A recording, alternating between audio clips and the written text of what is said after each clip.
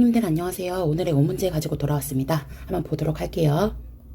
자, 1번 간호조무사의 보수교육을 담당하는 곳 꼭 기억하셔야겠죠. 책이 개정됐잖아요. 그래서 이것도 우리 보건복지부 안에 보수교육을 담당하는 어느 과예요? 그쵸, 정답. 간호정책과, 간호조무사의 보수교육, 간호정책과 꼭 기억하셔야 되고요. 자, 이거를 내가 확실하게 안다 하시는 선생님은 자, 이제 다른 것도 좀 볼게요. 의료인의 보수교육을 담당하는 과는 또 다르죠. 여기 이거거든요. 자, 그러면 의료인은 누군데요? 자, 우리 의료법에서 정의하고 있는 의료인 누구예요? 그쵸? 의치한 조간, 의사, 치과의사, 한의사, 조산사, 간호사, 이거 틀림없이 얘기했었고요. 그 다음에 특히 여기 안에서도 진단서, 검안서, 증명서 써줄 수 있는 사람은 그쵸, 의치한이라고 얘기했었고, 조산사는 조산원만 개설할 수 있었죠. 자, 그 다음에 여기서 처방전 쓸 수 있는 사람 누구예요? 처방전 2년 보관한다, 두부 작성한다, 2명이 쓴다 해가지고 이거였었어요. 꼭 기억을 해주시고요. 그 다음에 다른 것도 봅니다. 보건의료정책과는요, 의료정책 말 그대로 보건의료에 관한 정책에 대해서, 보건의료 정책에 관해서 종합계획 같은 거 담당하는 과거든요. 그래서 우리 보건복지부 내에는 물론 더 많은 과들도 있겠지만 우리 의료인력 정책과 책에 나오는 거, 우리가 중점적으로 봐야 될 거는 의료인력 정책과, 간호정책과, 보건의료 정책과가 있어요. 특히 우리 간호조무사 선생님이 보수교육을 담당한다 해서 간호정책과는 꼭 기억하셔야 되고, 자, 우리 조무사 선생님 보수교육 얼마나 자주 받으실 거예요? 그쵸? 매년 8시간 받는다고 했었어요. 이거 헷갈리시면 안 돼요. 보수교육은 8시간인데 취업 실태 현황은 3년마다 보건복지부 장관한테 신고하죠. 왜 보건복지부 장관한테 신고해요? 우리 면허 주는 사람이기도 하면서 면허 취소하는 사람이기도 했었죠. 당연히 의료인 면허 주는 사람이기도 하면서 우리 취소하는 사람이기도 했었어요. 꼭 기억을 하셔야 되겠죠. 자, 그 다음에요. 이것도 헷갈리시면 안 돼요. 자, 간호조무사의 보수교육은 매년 8시간인데 매년 보수교육이 12시간이었던 사람이 있었어요. 그 다음에 인권교육은 4시간. 그쵸. 정신건강 의료기관에 종사하는 사람들, 이런 사람들은 이렇게 받았었죠. 정신건강 전문요원 될 수 있는 사람도 두고 있었죠. 이것도 하나 더 추가됐잖아요. 그러니까 기억하셔야 되죠. 간호사, 사회복지사, 임상심리사, 작업치료사, 간사, 임작으로 기억하자라고 했어요. 정신건강 간호사, 정신건강 사회복지사, 정신건강 임상심리사, 정신건강 작업치료사 해서 기억해 주시고요. 그 다음에요. 밑에 있는 것도 한번 볼게요. 일단 국민건강보험공단. 국민건강보험은요, 우리나라의 4대 보험에 들어가죠. 아직 모르시는 선생님 안 돼요. 지금까지 최근에 찍었던 영상들 중에서 계속 이거 얘기했었거든요. 자, 물론 국민건강보험 4대 보험에 들어가는 것 중에 하나고, 당연히 공단이 사업을 주관하는데, 자, 이것도 국민건강보험공단이 보험자예요. 자, 뭐예요? 우리나라 5대 보험에 들어가는 노인장기 요양보험, 이것도 보험자가 돈 주는 곳이, 신청하는 곳이 어디다? 국민건강보험공단이다. 이것도 꼭 기억하셔야 되겠죠? 자, 근로복지공단 어디서 나와요? 그쵸? 근로자가 업무상의 재해를 받았다, 상해를 받았다, 이런 거와 관련해서 보상해주는 게 산업재해 보상보험법이잖아요. 그래서 이거를 보상보험이잖아요. 이런 걸 우리가 산재라고 하죠. 이것도 우리나라 4대 보험에 들어간다고 했죠. 이런 산재보험과 관련해서 보상해주는 그 공단이 근로복지공단이다. 기억하셔야 되겠죠? 자, 2번 1차 보건의료 접근의 요소 중에요. 주민에게 맞는 보건의료 수가로 제공되어야 하는 것은, 보건의료 수가로 제공되어야 하는 것은 볼게요. 일단 1차 보건의료 접근 필수 요소가 있어요. 네, 우리 세계보건기구인 WHO에서 1차 보건의료가 성공하기 위한 필수적인 요소가 뭐가 있냐, 4가지가 있거든요. 접수대에 있는 주지스님 해서 있었는데요. 이게 접근성, 수용 가능성, 접수주지, 주민참여, 지불부담 능력이거든요. 지불부담 능력. 그래서요, 일단 여기에서 정답은 이건 당연히 아니고요. 이 네 가지 중에서 고르는 건데, 수가로 제공돼야 된다. 우리요, 공짜 아니거든요. 네, 지불할 수 있는 적정한 보건의료 수가로 제공되어야 한다는 것은 이번에 지불 분담 능력에 들어가게 됩니다. 그동안의 모의고사나 다른 그 시험에서도 다른 특히 접근성이나 주민 참여에는 문제가 많이 나왔잖아요. 그래서 다른 걸로 문제 한번 내봤고요. 특히 접근성은 또 잘 나오죠. 지리적이거나 지역적인 이유로 차별해서는 안 된다. 주민들이 지리적, 지역적으로 차별받지 않고 접근할 수 있어야 된다라고 해서 접근성 같은 내용들도 있었고요. 가능성이라고 하는 것은 주민에게 수용할 수 있는 방법으로 제공되어야 한다. 라는 내용들이 있고, 특히 주민 참여는 또 제일 중요하죠. 마을 건강원 제도나 운영협의회 설치하는 것들 1차 보건의료가 성공하기 위해서 가장 중요한 요소라고 해서 주민 참여 있었죠. 그래서 접근성이나 주민 참여 같은 거는 그동안 많이 나왔었죠. 자, 그 다음에요. 1차 보건의료를 제공할 수 있는 거는 물론 보건소도 있고 보건진료소도 있죠. 그래서 보건진료소 안에 또 주축이 되는 보건진료 담당 공무원도 있단 말이죠. 자, 두 개 다 1차 보건의료 제공하는 거는 맞죠? 제가 법을 기억하자라고 했어요. 보건소는 어떤 법이에요? 그렇죠. 지역보건법. 그 다음에 보건진료소는 어쩌고 저쩌고 특별조치법 나오면은 무조건이라고 얘기했었죠. 벽오지 지역, 취약 지역에 제공한다 라는 내용들도 얘기를 했었고요. 또 이런 것도 있어요. 1차 보건의료가 대두된 이유가 뭐냐, 중요성이 강조된 이유가 뭐냐. 인간의 기본권은 너무 중요한데, 인간의 기본적인 권리가 있는데 너무 의료기관들이요, 종합병원 중심이고 너무 대도시에 국한되어 있고요. 그 다음에 인구의 노령화로 인해서 만성질환들이 많아졌거든요. 만성질환이나 비전염성 질환들이 많아졌는데 충분히 예방 가능한 사업들이잖아요. 충분히 예방 가능한 질환들이잖아요. 그렇기 때문에 이런 걸로 인해서 지역사회 내에서도 곳곳에 기본적으로 이런 건강에 대한 중요성을 강조하기 위해서 이런 1차 보건의료가 대두가 됐다, 떠올랐다, 중요성이 강조됐다라고 보시면 됩니다. 한번 보도록 할게요. 노인복지, 장애인복지 된 사회보장은, 자, 정답은요, 사회 서비스고요. 자, 우리나라에서요, 이런 사회보장 제도는 사회보험과 공공부조, 사회 서비스가 있다고 했거든요. 자, 봅니다. 건강하게 산채로 고국으로 가자. 지금 같이 대답하셔야 돼요. 자, 이게 우리나라 4대 보험이라고 얘기했어요. 국민건강보험, 산재보험, 산업재해보상보험법 얘기하는 거예요. 고용보험, 국민연금, 여기에다가 5대 보험이 노인장기 요양보험이라고 했습니다. 공공부조 뭐 들어가요? 2개 들어가거든요. 그쵸? 기초생활보장제도랑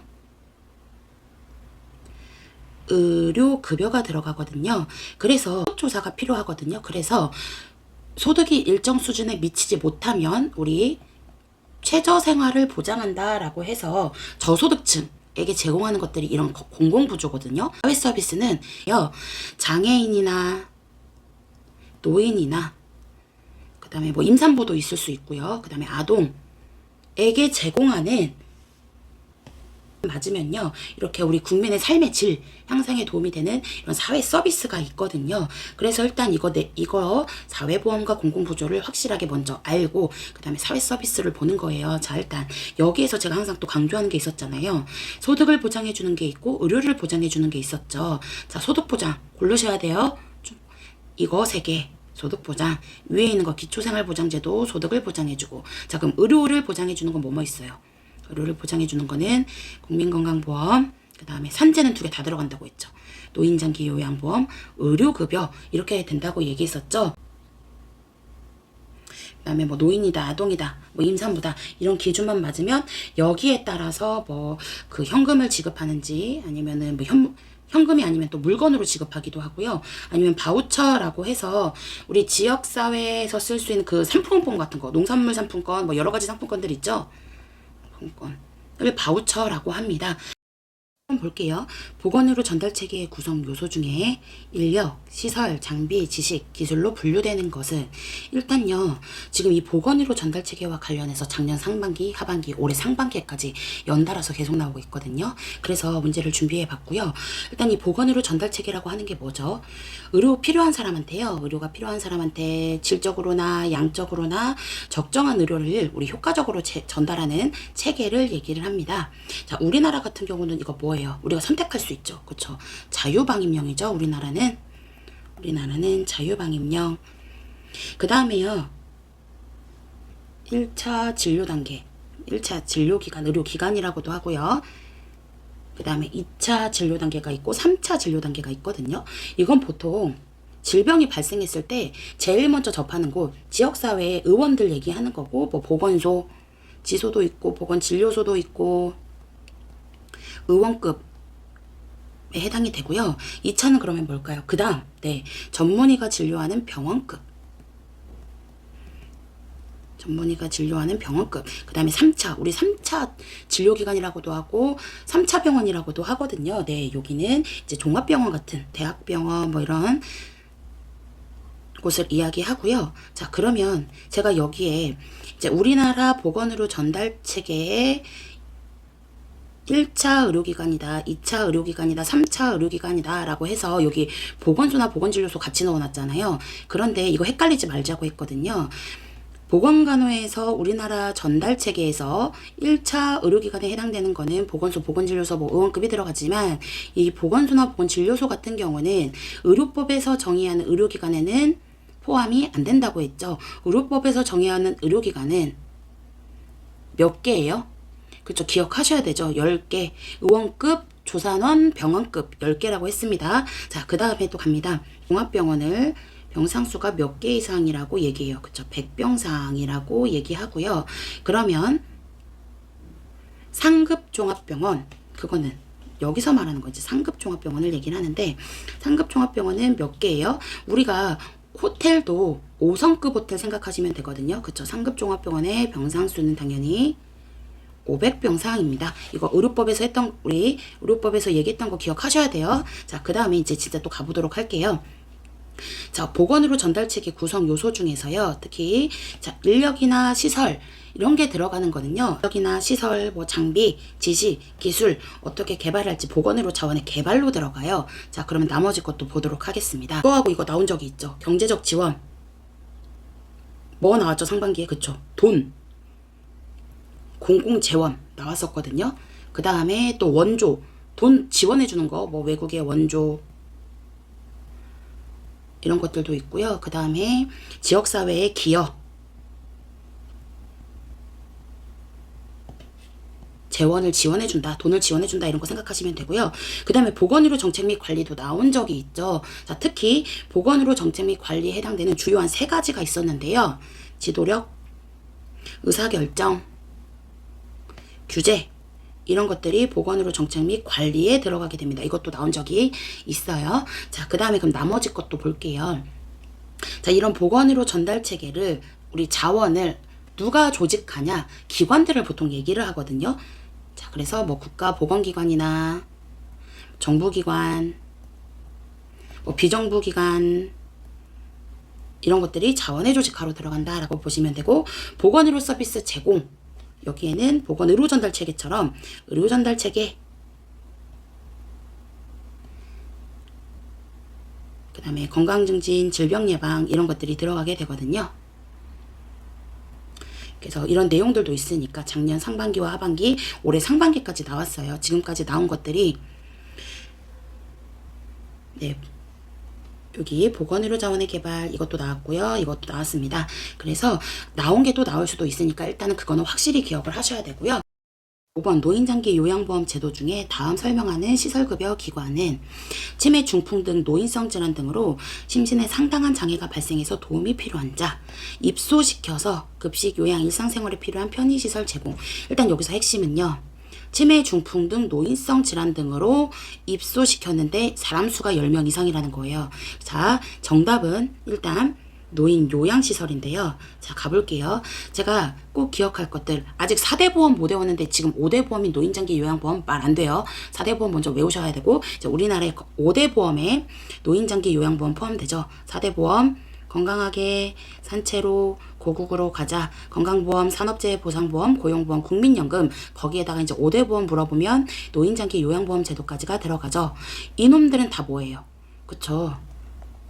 사회보험으로 들어가잖아요. 그러면 아까 제가 공공부조에 들어가는 건 뭐뭐 있다고 했어요? 2개 있어요. 기초생활보장제도, 그 다음에 의료급여, 그래서 2개 들어갔고, 아까 사회서비스, 나머지 장애인이나 그 다음에 아동, 그 다음에 뭐 임산부, 이런 사람들한테 제공할 수 있는 사회 서비스가 있었죠. 자, 그럼 또 가볼게요. 자, 일단요, 노인장기 요양보험 신청 절차가 있죠. 자, 어디에 신청해요? 신청하는 곳이기도 하면서 돈을 주는 보험자예요. 신청하는 곳. 무조건 기억하셔야 돼요.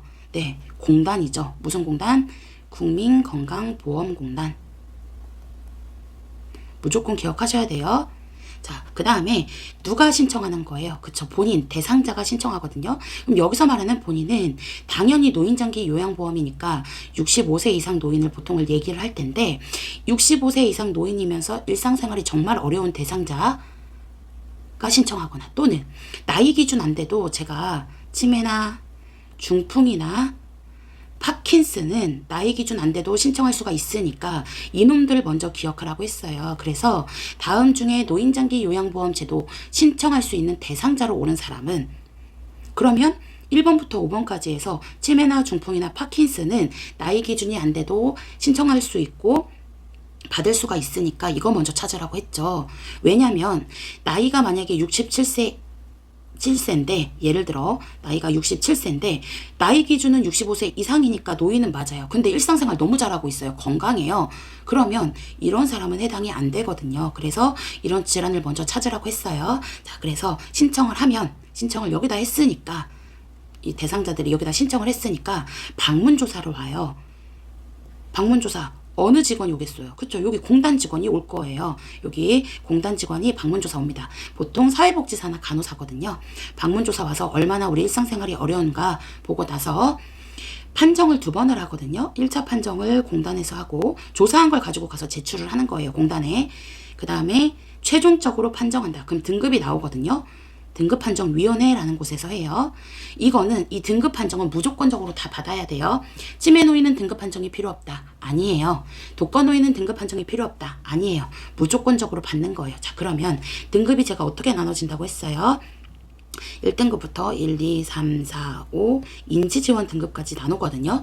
등급은 7등급이다. 아닙니다. 8등급 아니에요. 5등급과 인지지원 등급으로 나눠지게 되는데, 자, 저는 2개 묶고 3개 묶고 놔둬요. 2개 묶었으니까 2년, 3개 묶었으니까 3년, 2, 3, 4 올라가요. 이렇게 해서 특히 이 등급 판정 한 번 받았다고 땡이 아니거든요. 다시 재등급도 받아야 돼요. 유효기간이에요. 유효기간.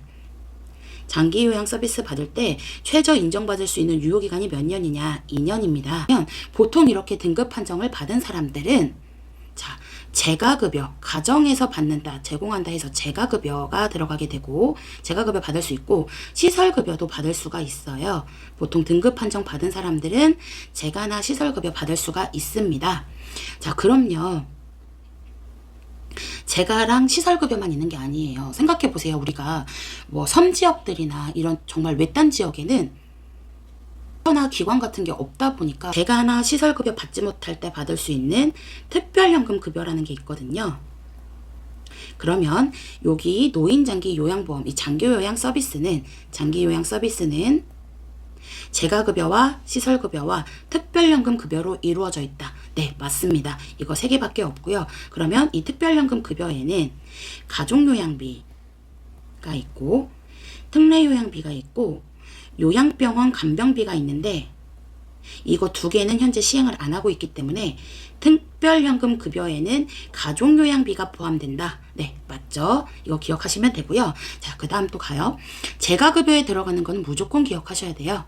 자, 재가급여에는 방문자 들어가는 게 3개가 있거든요. 방문, 요양, 목욕시설, 목욕 차량 같은 거 이용하는 거 있잖아요. 목욕차량 요즘에 많이 보이죠? 방문 목욕, 방문 간호, 방문자 들어가는 게 3개가 있고, 하루 중에 일정 시간 제공한다, 낮 시간만 제공한다, 뭐 밤 시간만 제공한다 라고 해서 주야간 뭐가 있고, 짧게 제공하는 단기간만 제공하는 단기가 있고, 복지용구를 이용해서 제공하는 기타 재가급여가 있거든요. 자, 복지용구라고 하는 거는 우리 대상자가 사용하는 거라고 생각하시면 돼요. 지팡이나 뭐 휠체어, 요실금 팬티, 간이병기, 뭐 기타 등등등 굉장히 많겠죠. 그러니까 외우지 마세요. 자, 그래서 그 다음에 여기에서 또 보면 이런 재가급여에 들어가는 거 이놈은 다 확실히 기억하시고, 그래서 올해 상반기에 뭐가 나왔어요? 방문간호는 재가급여에 포함된다. 네, 당연한 얘기죠. 전 재가급여는 확실하게 기억하라고 하거든요. 자, 그 다음에 시설급여에 들어가는 것도 볼게요. 여기서 말하는 시설급여는 의료시설급여를 얘기하거든요. 2개밖에 없어요. 요양시설 그대로 똑같이 가면 돼요. 노인, 요양, 공동생활가정. 그래서 이 내용이 설명이 똑같거든요. 대상, 치매, 중풍 등 노인성 질환 등으로 어쩌고 저쩌고 도움이 필요한 자가 입소를 하는데 기준이 그럼 뭐가 달라요? 사람 수가 달라요. 노인요양시설은 10명 이상이고, 노인요양 공동생활 가정은 가정이 작은 의미다 보니까 5명에서 9명 이렇게 생각하시면 되고요. 당연히 시설급여가 재가급여보다 비싸겠죠. 여기서 본인부담금이 발생하는데, 본인부담금 시설급여는 20%, 재가급여는 몇 프로예요? 15%. 이놈들 다 15%에 들어간다고 보면 돼요. 그러면 노인장기 요양보험제도가 운영되기 위해서 필요한 돈은 총 100%일 텐데, 그러면 부족하잖아요? 이놈들은 본인부담금을 얘기하는 거니까. 본인부담금 15에서 20, 재가가 15, 시설이 20. 그쵸? 국가 지원해주는 거, 국가에서 지원해주는 것도 20이에요. 그럼 나머지가 뭘까요? 그쵸? 보험료로 나갑니다. 보험료. 그래서 장기 요양 서비스, 노인 장기 요양보험 제도가 운영되기 위해서 필요한 돈은, 재원은 본인부담금과 국가지원금과 보험료로 구성된다. 맞죠? 자, 그 다음에요. 또 보통요, 이런 등급 판정 받게 되면 재가급여가 보통 원칙이거든요. 내가 내 집에서 생활하는 게 제일 좋잖아요. 재가급여를 우선 적용하는 걸 원칙으로 합니다. 제공한 서비스가 어떤 거냐라고 또 물어보기도 하거든요. 몸을 도와주는 건 신체예요. 그러니까 예를 들어 우리 대상자한테 구강관리를 도와줬다, 뭐 양치질을 도와줬다, 체위 변경을 도와줬다, 옷 갈아입히기 도와줬다, 머리 감기기 도와줬다, 이런 것들이 몸을 도와주는 무수히 많은 것들은 신체활동 지원 서비스로 들어가요. 그 다음에 우리가 늘 일상적으로 하는 것들이 있어요. 빨래하고 요리하고 청소하는 거, 이런 것들은 우리가 일상적으로 하잖아요. 그래서 우리 대상자를 위해서 빨래를 해줬어요. 그럼 어떤 서비스 제공한 거예요? 일상생활 지원 서비스 제공한 거거든요. 자, 그 다음에 개인적인 용무를 본다고 생각하세요. 개인활동 지원 서비스에 들어가는 거, 뭐 장 보러 가는 거, 장보기, 관공서 가기, 외출할 때 동행하기, 산책하기, 이런 것들이 다 여기에 들어가고요. 그 다음에 우리 대상자를 위해서 말벗이 되어주고, 격려해주고, 위로해주고, 의사소통해주는 거, 이런 것들은 정서지원 서비스로 들어가거든요. 사실 이거 말고도 더 몇 개 있는데, 앞에 지금 제가 막 필기하면서 설명드린 거 있잖아요. 그걸 확실하게 아신 선생님들은 더 나아가서 이런 것도 외워도 돼요. 하지만 이런 것까지는 굳이 너무 자세하게 들어간 거거든요. 그래서 앞에 막 필기하면서 했던 내용들, 그거는 확실하게 기억을 해주시고요. 아까 정답은 제가 이거라고 했었잖아요. 자, 10명 이상은 노인요양시설, 5명에서 9명은 노인요양 공동생활가정. 그러면 나머지에 있는 것들도 자, 한번 볼게요. 단기보호, 제가 이거 어디에 들어갈까요? 그쵸, 재가에 들어가는 거예요. 재가에 들어가는 거는 확실하게 아셔야 돼요. 방문요양, 방문목욕, 방문간호, 그 다음에 주야간, 단기, 기타 재가급여는 다 재가에 들어가는 거 확실하게 기억하셔야 돼요. 본인부담금 15%라고 했어요. 자, 그 다음에 도대체 노인요양 공동생활가정이 있고 노인 공동생활가정이 있는데, 노인요양 앞에 2개 붙은 거는 시설 서비스로 들어가거든요. 특히 의료시설 서비스, 앞에서 계속 얘기하는 시설 서비스를 얘기하는 거는 의료시설 서비스로 들어간다고 했어요. 자, 노인 공동생활가정은 주거예요, 주거. 그 다음에 복지주택도 주거고요. 이거 말고도 여가시설로 들어가는 거 있어요. 노인복지관. 엄청 헷갈리고 많잖아요. 그래서 너무 지엽적이고 자세하게 외우기보다는 아까 제가 맨 처음에 얘기했던 노인장기 요양보험 신청하는 거랑 그거 등급 판정 받아서 제가 시설 제공하는 거, 그 다음에 서비스 재가급여와 시설급여와 특별연금 급여로 이루어진다. 이런 내용들, 앞에서 했던 내용들, 그거는 반드시 기억하셔야 돼요. 제가 앞에 막 복잡하게 필기 썼던 거 있잖아요. 그거는 기억하셔야 됩니다. 오늘의 5문제 여기까지 하도록 할게요.